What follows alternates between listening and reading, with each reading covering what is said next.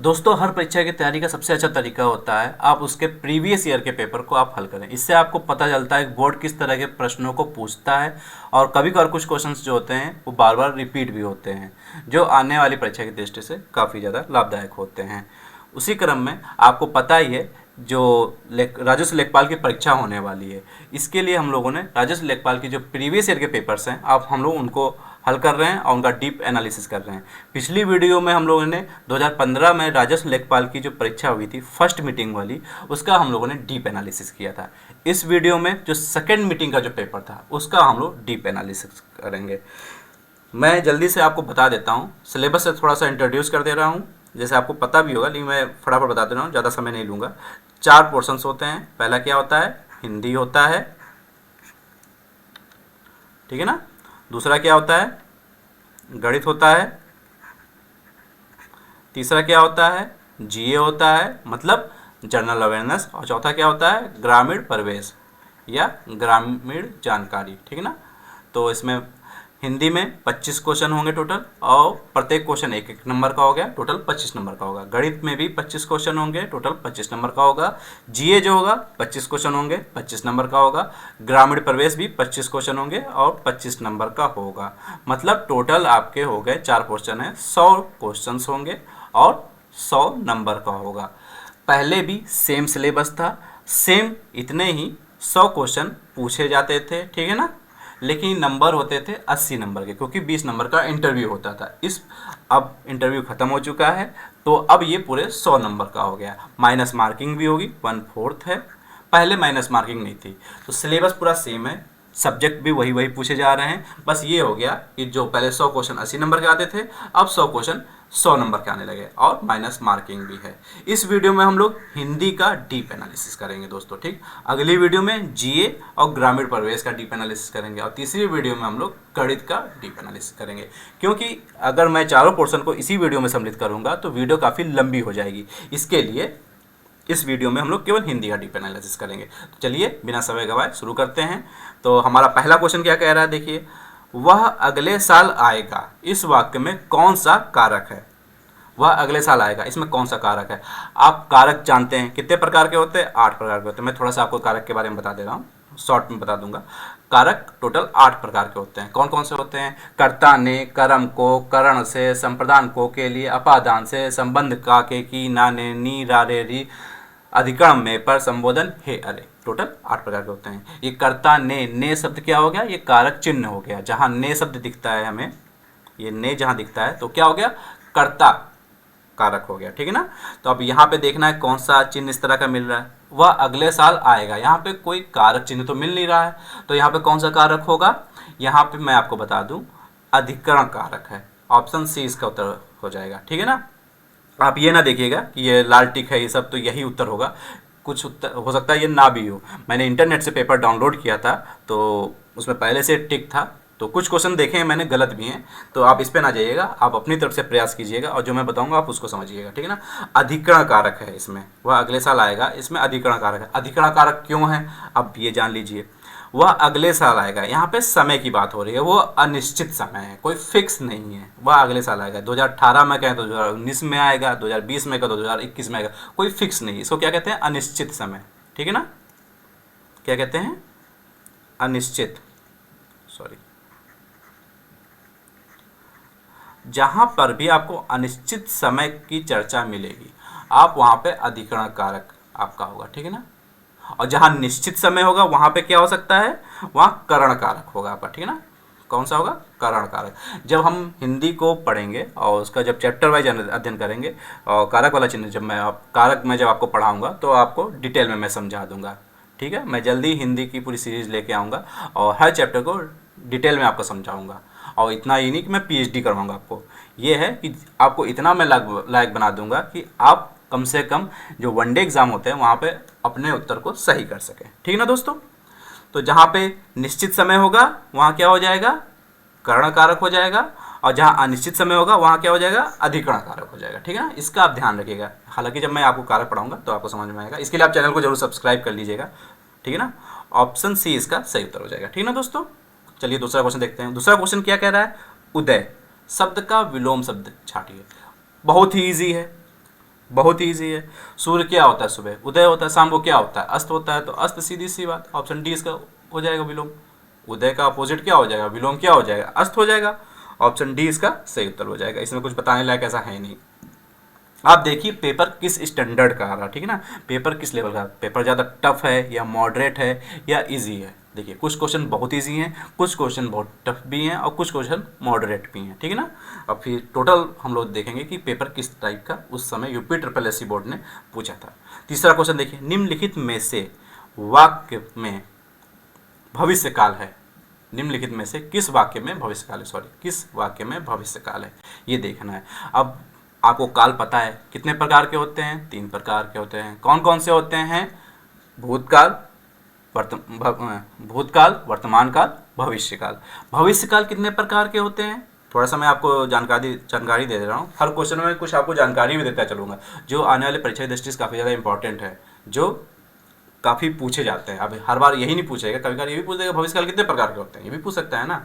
तो आपको मैं बताते चल रहा हूँ भविष्य काल कितने प्रकार के होते हैं। 3 प्रकार के होते हैं। कौन कौन से होते हैं मैं सारांश में आपको बता दे रहा हूँ, ठीक है ना।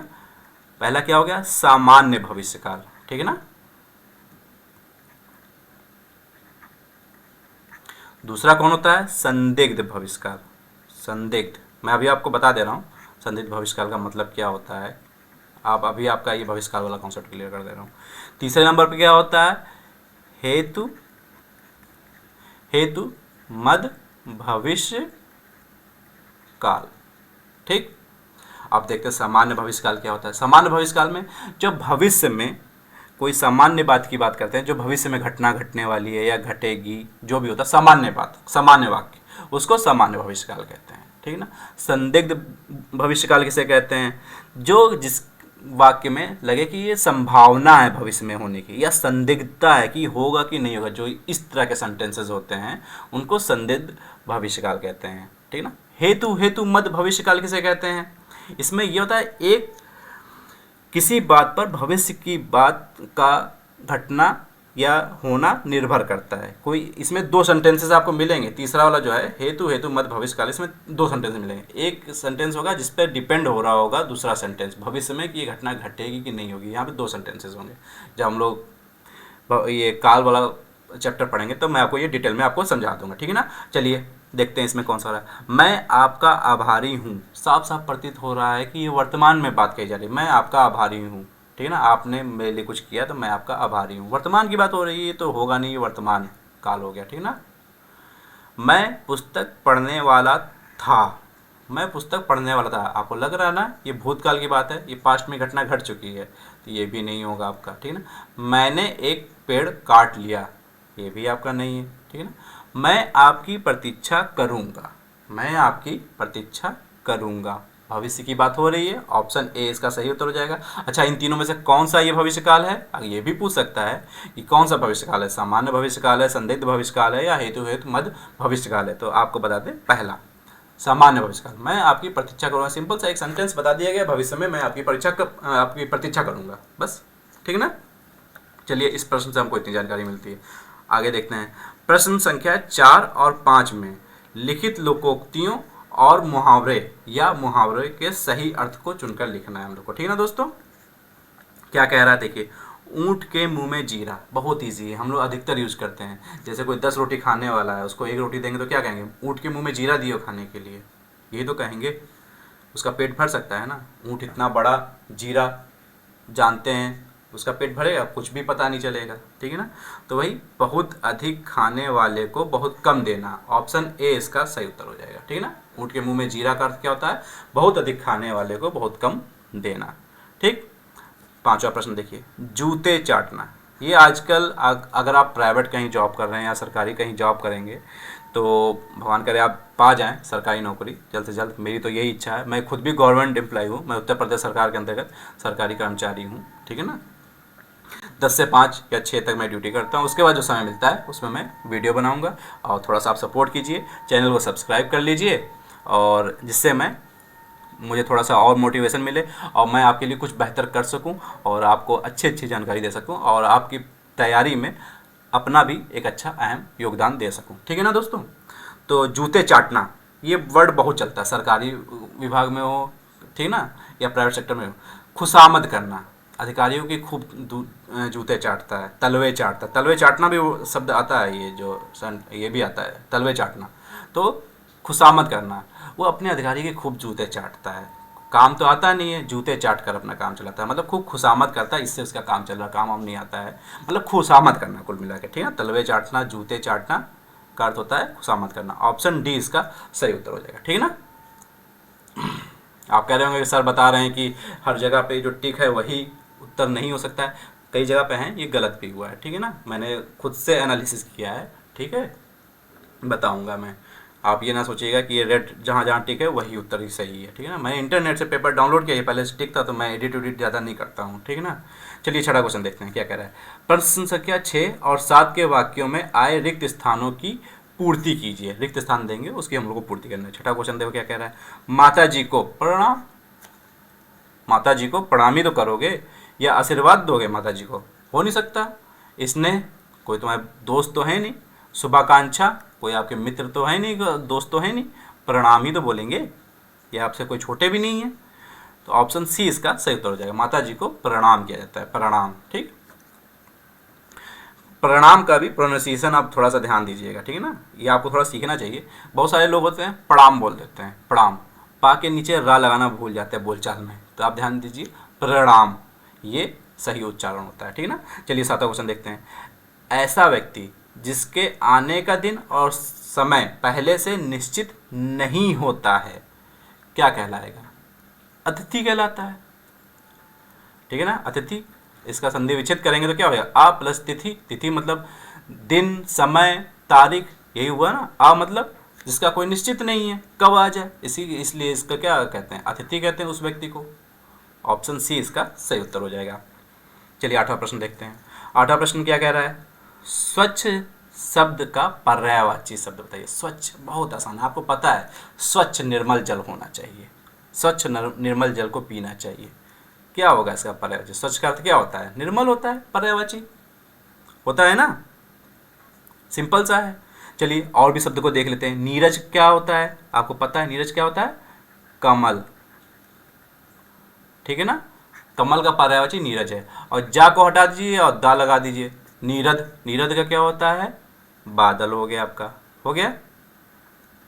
मैं आपको कुछ ट्रिक्स भी बताऊंगा क्योंकि बहुत सारे ऐसे वर्ड भी होते हैं जिसमें लास्ट का वर्ड हटा के दूसरे का पर्यायवाची बन जाता है। जैसे देखिए नीर दोनों में है, बस जा और दा का अंतर है। बहुत सारे ऐसे वर्ड हैं जिसमें लास्ट में जा लगा दिया जाता है और कमल का वो पर्यायवाची हो जाता है। बहुत सारे ऐसे वर्ड हैं वही उन्हीं वर्डों में जिसका कमल पर्यायवाची होता है। बहुत सारे वर्ड, मैक्सिमम मैं बता रहा हूँ, सभी नहीं मैं बता रहा हूँ, उसमें से अधिकतर वर्ड में जा हटा दीजिए, लास्ट में दा लगा दीजिए, वो बादल का पर्यायवाची हो जाता है, ठीक है ना।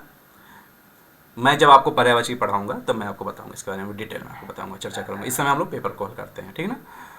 पंकित, पंकित का आप जानते हैं ना, पंक जो कीचड़ विचड़ होता है, गंदा, ये इसका पर्यायवाची होता है, ठीक है ना। चलिए नवा प्रश्न देखते हैं। इसमें करना क्या है? एक पूरा सेंटेंस दिया हुआ है, इसमें से जो गलत है उसको चुनना है, नहीं है तो कोई त्रुटि नहीं है, इसको चुन लेना है, ठीक है ना। तो क्या है? मुझे कल 2 किलो लीची खरीदने हैं, मुझे कल 2 किलो लीची खरीदने हैं। आप ऐसा बोलते हैं क्या? आप कभी कभी इस तरह के सेंटेंसेस होते हैं, आप उसको एक सामान्य तरीके से आप बोलने की कोशिश किया करिए। कभी कभी आपको खुद ही एहसास हो जाएगा हाँ ये उत्तर नहीं, इसका ये उत्तर है। कभी कभार ये कॉमन सेंस पे भी आप उत्तर को टिक कर ले जाते हैं, ठीक है ना।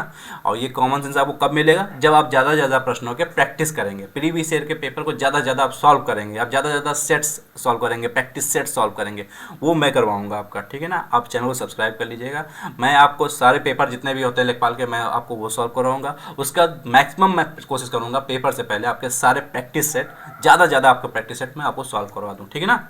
तो ये इससे आपको पता चलेगा, कॉमन सेंस आपका बढ़ेगा, आपका आईक्यू लेवल बढ़ेगा। इससे आप खुद बता पाएंगे इसमें अच्छा ये सर नहीं, ये उत्तर सही लग रहा है, खुद ही आपको लगेगा। आप ज़्यादा ज़्यादा प्रैक्टिस करेंगे तो आप खुद ही लगेगा इसमें नहीं लग रहा है। मुझे कल 2 किलो 2 किलो लीची खरीदने हैं, क्या बोलते हैं हम लोग? मुझे कल 2 किलो लीची खरीदना है, खरीदने हैं बोलते हैं, कभी नहीं बोलते ना। देखिए इसमें लिखा है इसने कोई त्रुटि नहीं, ये गलत है, मेरे ख्याल से ये उत्तर नहीं सही है, ये उत्तर सही है। ऑप्शन सी इसका सही उत्तर है। यहाँ पे क्या होना चाहिए? लीची खरीदना है, मुझे कल 2 किलो लीची खरीदना है, ठीक है ना। ये आपका सेंटेंस सही हो जाएगा, ऑप्शन सी इसका सही उत्तर हो जाएगा, ठीक है ना। देखिए ये लाल वाला गलत हो गया आपका, ठीक है ना। चलिए 10वां नंबर देखते हैं। 10वां क्या कह रहा है, अपने अपने किताबें बस्ते में डाल लो, कोई त्रुटि नहीं। इसमें क्या होगा, अपनी अपनी किताबें बस्ते में डाल लो, यही होगा ना। आप कभी बोलते हैं अपने अपने किताबें बस्ते में डाल लो, आप बोलते हैं अपनी अपनी किताबें बस्ते में डाल लो। ऑप्शन ए इसका सही उत्तर हो जाएगा, ठीक है ना। ये अपनी अपनी किताबें होगा, ना कि अपने अपने किताबें होगा, ठीक है ना। दोस्तों वीडियो बनाने में काफ़ी मेहनत लगती है, ठीक है ना, कुछ एडिटिंग भी करनी पड़ती है, ठीक है। आप प्लीज़ अपना सपोर्ट दीजिए, चैनल को सब्सक्राइब कीजिए, और वीडियो अच्छी लगे तो ज़्यादा से ज़्यादा शेयर भी कीजिए, ठीक है ना। चलिए 11, प्रश्न संख्या 11 और 12 में अनेकार्थी शब्द दिए गए हैं। एक अर्थ शब्द के साथ ही लिखा है, दूसरा अर्थ बताइए, ठीक है ना। अनेकार्थी का अर्थ आप जानते हैं क्या होता है, एक ही शब्द होता है, उसके कई सारे अर्थ होते हैं, ठीक है ना।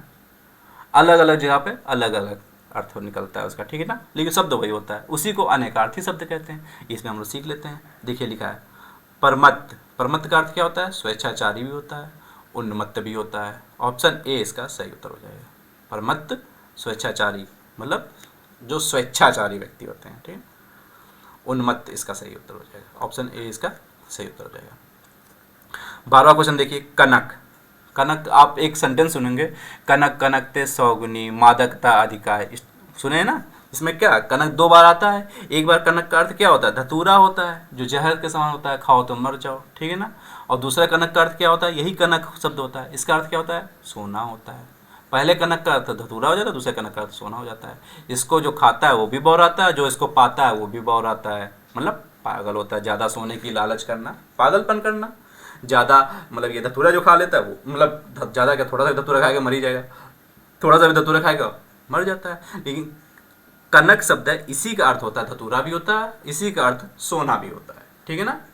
अनेकार्थी शब्द अर्थ समझ गए होंगे, अनेकार्थी शब्द का मतलब क्या होता है, ठीक है ना, क्लियर हो गया। चलिए 13वां क्वेश्चन देखते हैं। रीति अनुसार शब्द का संधि विच्छेद करना है। रीति अनुसार, रीति अनुसार का संधि विच्छेद क्या हो जाएगा, रीति अनुसार, रीति अनुसार संधि विच्छेद हो जाएगा। ऑप्शन ए इसका सही उत्तर हो जाएगा। अच्छा इसमें कौन सी संधि है आप ये बताइए, ये भी बता सकते हैं ना। जहाँ छोटी की मात्रा लगती है और आगे आ मिल रहा है, तो यहाँ पे ये या हो जाता है, ठीक है ना, ये या शब्द होता है, ये यड़ संधि होती है, ठीक है ना। जब मैं आपको संधि पढ़ाऊंगा तभी डिटेल में आपको बताऊंगा, सारी संधियाँ बता दूंगा, आपको समझा दूंगा, ऐसा समझाऊंगा कि आपका कभी ये पोर्शन गलत नहीं हो सकता है, ठीक है ना। मैं आपको यहाँ बस इतना बताता हूँ, यहाँ पे यड़ संधि है, ठीक है ना, रीति प्लस अनुसार, रीत्य अनुसार, ठीक है ना। 13वें का ऑप्शन ए उत्तर सही हो गया। 14वां प्रश्न देखते हैं। प्रश्न संख्या 14 और 15 में लिखित वाक्यों में से शुद्ध वाक्य का चयन कीजिए, ठीक है।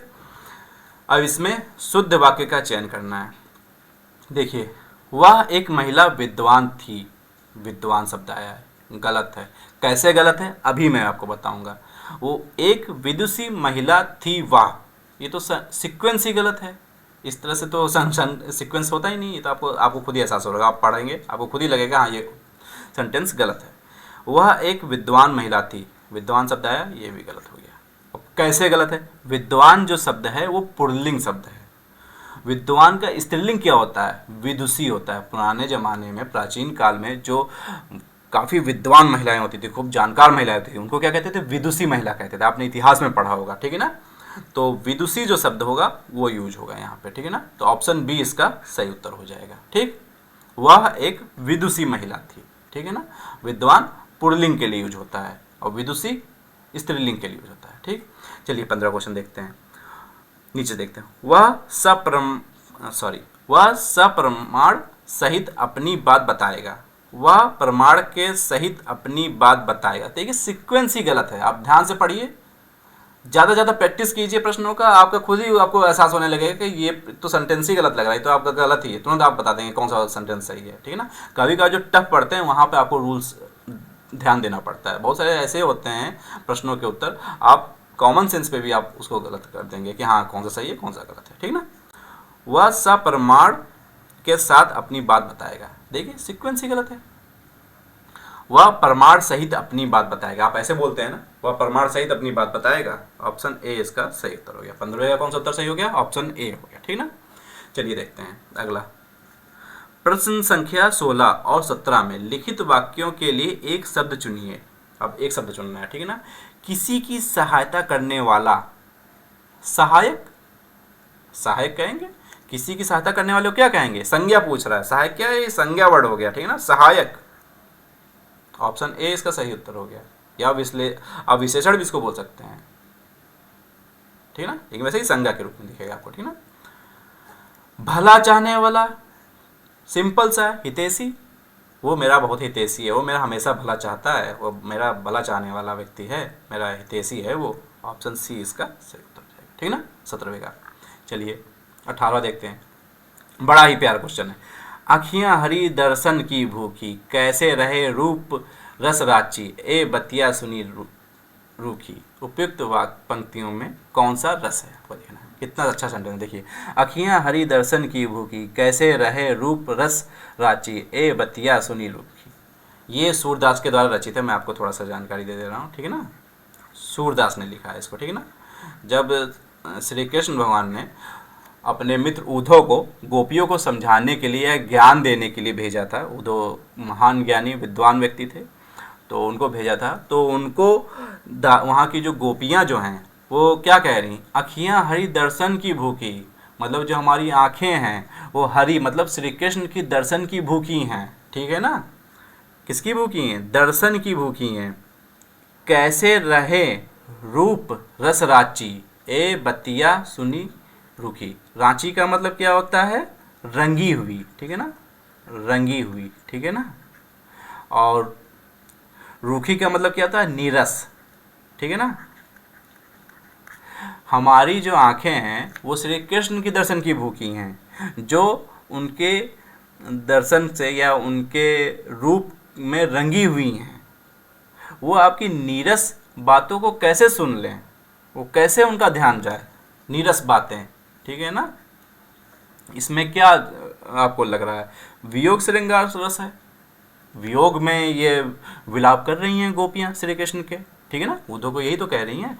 श्रृंगार रस दो प्रकार के होते हैं, संयोग श्रृंगार रस, वियोग श्रृंगार रस। संयोग में मिलन होता है, वियोग में थोड़ा सा विलाप होता है, ठीक है ना। जहाँ नायक और नायिका का वियोग होता है, जहाँ विच्छेदन होता है, थोड़ा अलग हो जाते हैं, एक दूसरे को याद करते हैं, तड़पते हैं, क्या कहते हैं उसको? वियोग श्रृंगार रस हो गया। ऑप्शन बी इसका सही उत्तर हो गया। हिंदी पढ़िए, बड़ा ही अच्छा सब्जेक्ट है। आप पढ़ेंगे, आपको काफ़ी मनोरंजन होगा। आपको ऐसे ऐसे शब्द मिलेंगे जो आप जब खुद से उच्चारण करेंगे तो आपको खुद ही अच्छा लगेगा कि हाँ, मुझे कुछ ज्ञान है। सब कुछ इंग्लिश ही नहीं होता है। मैं इंग्लिश के बारे में बुरा नहीं कह रहा हूँ, लेकिन हिंदी भी काफ़ी अच्छा सब्जेक्ट है। पढ़िए, कितना अच्छा लगता है। देखिए, इसको आप गा के देखिए। आँखियाँ हरी दर्शन की भूखी, कैसे रहे रूप रस राची, ए बतिया सुनी रूखी। इसको फील कीजिए, आपको खुद ही फील होगा। वियोग श्रृंगार रस है। ऑप्शन बी इसका सही उत्तर हो जाएगा। थोड़ा सा कठिन जो वर्ड था वो मैंने आपको बता दिया। रांची का आपको नहीं पता चल रहा होगा, तो रंगी हुई। रूखी का मतलब हो गया नीरस हो गया। बाकी सब तो इजी वर्ड है, इससे आप तो अर्थ निकाल ही लेंगे, आपको पता चल जाएगा वियोग श्रृंगार रस है। चलिए अगला प्रश्न को देखते हैं। विद्वान शब्द का स्त्रीलिंग क्या होगा? अब देखिए, मैंने आपको यहीं पर देखिए बताया था, वह एक विदुषी महिला है। ये सेंटेंस किया था सही, क्यों किया था? विदुषी स्त्रीलिंग होता है। अब यहाँ पे वही चीज़ पूछ लिया, विद्वान। देखिए, विद्वान शब्द का स्त्रीलिंग क्या होता है? तो विदुषी होता है। एक ही प्रश्न को दो अलग तरीके से एक पेपर में पूछा गया। अगर आपको विदुषी और विद्वान के बारे में दोनों शब्दों के बारे में आपको पता होगा, तो ये आपका 19वां और आपका 14वां, ये दोनों प्रश्नों का उत्तर आपका सही हुआ होगा, ठीक है ना। अगर आपने दिया होगा, आपको खुद ज्ञान होगा, ठीक है ना। विद्वान शब्द का स्त्रीलिंग क्या हो जाएगा? विदुषी हो जाएगा, ठीक है ना। ऑप्शन ए इसका सही हो जाएगा। चलिए 20वां प्रश्न देखते हैं। निम्नलिखित शब्दों में से तद्भव शब्द का चयन करना। तद्भव, कुछ शॉर्ट ट्रिक्स होते हैं कभी का, जो मतलब कि 60-70% वो अप्लाई हो जाते हैं तद्भव चुनने में, तत्सम चुनने। तत्सम जानते ही हैं, जो पुराने शब्द थे, प्राचीन या संस्कृत के जो शब्द हैं, जिनको जस का तस आज हम लोग यूज करते हैं, वो तत्सम शब्द हो गए। और जिनको कुछ कुछ चेंज कर दिया गया, थोड़ा तोड़ मरोड़ के आजकल हम थोड़ा ईजी करके यूज करते हैं, वो आपका तद्भव हो गया। और भी होते हैं देशज, विदेशज, संकर शब्द, वो जब आपको मैं ये पढ़ाऊंगा तो आपको डिटेल में पढ़ा दूंगा, ठीक है ना। तो इसमें तद्भव शब्द कौन सा है? प्यास है। प्यास हम लोग कहते हैं। ऑप्शन ए इसका हो गया उत्तर, ठीक है ना, तद्भव शब्द है, ठीक है ना। 21वां प्रश्न देखिए। काली घटा का घमंड घटा। देखिए कितना अच्छा सेंटेंस है। काली घटा का घमंड घटा, इसमें कौन सा अलंकार है, आपको अलंकार देखना है। आप देखिए ये जो घटा शब्द है ये 2 बार आया है 2 बार, ठीक है ना। यहाँ काली घटा, घटा का मतलब क्या अर्थ हो रहा है, सीधे सीधी बात, काले मेघ, बादल जो बारिश करने वाले होते हैं, काली घटा बादल से हो रहा है, जो बारिश करने वाले होते हैं, बादल हो गया जो बारिश लिए हुए हैं, ठीक है ना। और अगली बार क्या कह रहा है, काली घटा का घमंड घटा, अगले घटा का क्या अर्थ है, कम हुआ, कम होना तो हुआ, मतलब काली घटा जो बादल है, काले बादल हैं जो बरसने हैं, का घमंड घटा का घमंड कम हुआ। आपको पता होगा जब एक शब्द 2 या 2 से अधिक बार आता है, ठीक है ना, और उसका अर्थ हर जगह अलग अलग होता है, ठीक है ना, तो वहाँ पे कौन सा अलंकार होता है, यमक अलंकार होता है। ऑप्शन ए इसका सही उत्तर हो जाएगा, ठीक है। कनक कनकते 100 गुनी, जो अभी मैंने पिछले कुछ क्वेश्चनों में जो कहीं क्वेश्चन पढ़ा था मैंने बताया था, कनक कनकते 100 गुनी वाला नहीं है, मादकता अधिकाय, जो खाए वो बह रहा है, जो पाए वो बह रहा है, ठीक है ना। वहाँ पे भी यमक अलंकार था, कनक 2 बार शब्द आ रहा था, कनक कनक एक जगह था दूरा अर्थ था और एक जगह क्या था, सोना अर्थ था, ठीक है ना। ऑप्शन ए इसका सब हो जाएगा उत्तर सही 21वें प्रश्न का, ठीक है ना। चलिए 22वां प्रश्न देखते हैं, चाकू शब्द का बहुवचन क्या होगा। अब आपको पता होना चाहिए चाकू शब्द खुद ही बहुवचन है, ऑप्शन डी इसका सही उत्तर हो जाएगा। चाकू शब्द जो है वो खुद ही बहुवचन है, ठीक है ना। बहुत सारे ऐसे शब्द होते हैं जो खुद ही बहुवचन होते हैं, उनका एक वचन होता ही नहीं है, ठीक है ना। जब हिंदी पढ़ेंगे तो आपको डिटेल में बताएंगे, ठीक है ना। तो आप ये थोड़ा ध्यान रखिए, चाकू शब्द खुद ही बहुवचन है, ऑप्शन डी इसका सही उत्तर हो जाएगा, ठीक है ना। 23वां क्वेश्चन बड़ा ही इंटरेस्टिंग क्वेश्चन है, क्या इंटरेस्टिंग है अभी मैं आपको बताता हूँ। त्रिवेणी शब्द में कौन सा समास है, ठीक है ना। समास पढ़ेंगे तो आपको डिटेल में बताएंगे समास के बारे में। ये अभी यहाँ पे देखिए त्रिवेणी शब्द में कौन सा समास है।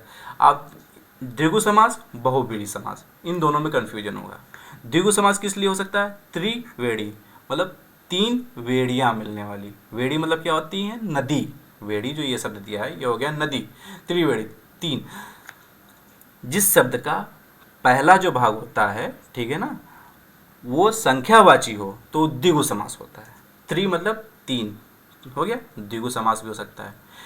यदि 2 शब्दों में को मिला, ये जो है त्रि हो गया और वेड़ी हो गया, ये दोनों शब्द मिलकर किसी तीसरे का अर्थ निकालते हैं, जैसे गजानन, गज मतलब हाथी हो गया, आनन मतलब सर हो गया, गजानन। और किसके लिए यूज करते हैं, गणेश जी के लिए यूज करते हैं, गणेश जी के लिए यूज करते हैं, तो वहाँ पे कौन सा हो गया, बहुव्रीहि समास हो गया, ठीक है ना। जो तीसरा अर्थ निकलता है वो बहुव्रीहि समास हो जाता है, ठीक है ना। और जहाँ पहला शब्द जो होता है वो क्या हो गया, संख्यावाची हो गया, संख्यावाची होता है तो वो द्विगु समास हो गया, ठीक है ना। अब ये त्रिवेणी द्विगु समास भी हो रहा, और बहुव्रीहि कैसे हो गया, त्रिवेणी मतलब 3 नदियाँ मिलती हैं, त्रिवेणी, वेड़ी मतलब नदियाँ होती हैं, और कहाँ मिलती हैं, प्रयाग में मिलती हैं, तो प्रयाग को भी त्रिवेणी ही कहते हैं। आपको पता नहीं होगा, मैं आपको बता देना, जो प्रयाग नगरी है प्रयाग, उसको त्रिवेणी भी कहते हैं, ठीक है ना। तो यहाँ बहुव्रीहि भी समास हो सकता है, द्विगु समास भी हो सकता है। इसके बारे में मैंने डीप एनालिसिस किया। बहुत सारी पुस्तकें हैं जो द्विगु समास इसको बता रही हैं, और कुछ पुस्तकें हैं बहुव्रीहि भी बता रही हैं, ठीक है ना। और जो इसका आंसर किया आया था इस पेपर का, उसमें इन्होंने द्विगु को सही माना था, लेकिन मैं इसको बहुव्रीहि को सही मानूंगा, क्योंकि त्रिवेणी का अर्थ प्रयाग होता ही है। जब यह बहुव्रीहि नहीं होता तब आप द्विगु समास बोल सकते हैं, जब बहुव्रीहि दिया हुआ है तो आप बहुव्रीहि समास मानेंगे। तो मैं आपको प्रेफर करूँगा ऑप्शन बी को सही उत्तर मानिए आप, ठीक है ना। बाकी आपको क्या लगता है वो कमेंट बॉक्स में लिखिएगा, ठीक। 24वां प्रश्न देख लेते हैं, निम्नलिखित विकल्पों में से तत्सम शब्द का चयन कीजिए। अब तत्सम शब्द चुनना है, निकृष्ट तत्सम शब्द है, ऑप्शन सी इसका सही उत्तर हो जाएगा। निकृष्ट में कैसे जान गया, ये जो आधा सा जो बीच में बना हुआ है ना, पेट कट्टा सा जो होता है, ये जो आधा बना हुआ है, ठीक है ना, ये अधिकतर समझ लीजिए 80% जगह पे ये तत्सम शब्दों में यूज किया जाता है, 80%। अब इसका मतलब ये ना समझ लीजिए कोई अपवाद आप उठा के ले आएंगे और कहेंगे कि ये तो सर तद्भव में है, होंगे, लेकिन अधिकतर जगह पे ये तत्सम शब्द के लिए यूज किया जाता है। ऑप्शन सी इसका सही उत्तर हो जाएगा, निकृष्ट, ठीक है ना। आप देखिए पेपर कैसे हल किया जाता है, कैसे हम उत्तर तक पहुँचे। कभी कभार हमको पता नहीं रहता है कि उत्तर क्या है, लेकिन आप जब उसको 2-3 बार पढ़ेंगे तो आप खुद गौर कर रहे होंगे। इसमें बहुत सारे ऐसे क्वेश्चन मिले, आप जो 2-3 बार पढ़े होंगे तो आपको खुद एहसास होने लगा होगा उत्तर ये विकल्प हो सकता है या है, ठीक है ना। कहीं कहीं जगह पे आपको रूल्स की आवश्यकता नहीं होती है, आपको जानकारी नहीं है रूल की, तो आपको रूल की आवश्यकता नहीं है, आपको कॉमन सेंस की ज़रूरत है। आप नॉर्मल बातचीत की भाषा में यूज कीजिए आप, ठीक है ना। 25वां अंतिम प्रश्न देखते हैं। निम्नलिखित वाक्य में मोटे छपे शब्द की शुद्ध वर्तनी कौन सी है? अत्याधिक, हमेशा ध्यान रखिए अत्यधिक पढ़ा जाता है इसको, आ की मात्रा नहीं होती कभी भी या में, ठीक है ना। ऑप्शन ए इसका सही उत्तर हो जाएगा, ठीक है। अत्यधिक हमेशा पढ़ा जाता है, अत्यधिक व्यस्तता से जीवन में नीरसता आ जाती है। तो दोस्तों ये वीडियो कैसी लगी आपको, और वीडियो अगर अच्छी लगी हो तो इसको लाइक कर लीजिएगा और ज़्यादा से ज़्यादा शेयर कीजिए, चैनल को ज़रूर सब्सक्राइब कर लीजिए। मैं आपके लिए और भी ज़्यादा इम्पॉर्टेंट वीडियो जो आप तैयारी कर रहे हैं जिसमें अच्छा रोल अदा कर सके, मैं इस तरह की वीडियो लेता रहूँगा। अगली वीडियो में हम लोग जीए और ग्रामीण परिवेश को या ग्रामीण जानकारी को हम लोग डीप एनालिसिस करेंगे। डीप एनालिसिस करने से ये मिलता है एक प्रश्न से हमको कई सारी जानकारियाँ मिलती हैं जो आने वाली परीक्षा के लिए, खाली लेखपाल ही नहीं अन्य और भी जो परीक्षाएँ आएंगी उसके लिए भी बहुत ही महत्वपूर्ण रोल अदा करती हैं। वीडियो देखने के लिए धन्यवाद।